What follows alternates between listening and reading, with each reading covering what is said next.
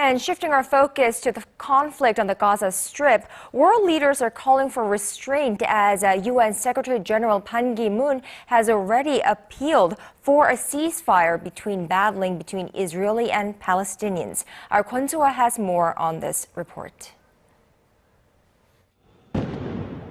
The U.S. says it's willing to broker a ceasefire between Israel and Hamas. The White House said U.S. President Barack Obama told Israeli Prime Minister Benjamin Netanyahu on the phone Thursday that he's ready to help end the escalating hostilities on the Gaza Strip. He also reiterated that Israel has the right to defend itself against Palestinians' rocket attacks.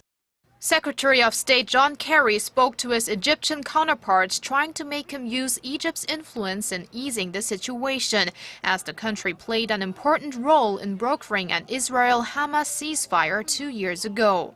The surge in rocket fire was triggered amid an Israeli crackdown on Hamas members, which began after the abduction and killing of 3 Israeli teenagers last month. A suspected revenge murder of a Palestinian teenager followed a few days later. Hamas has reportedly launched over 550 rockets into civilian areas in Israel.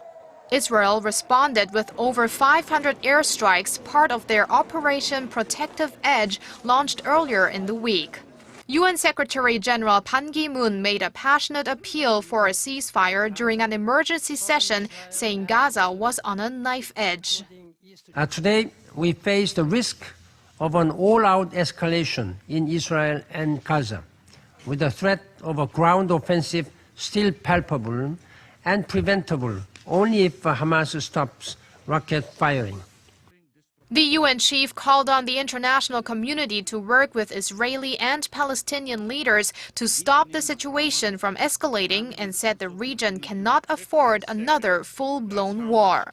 Kwon Soa, Arirang News.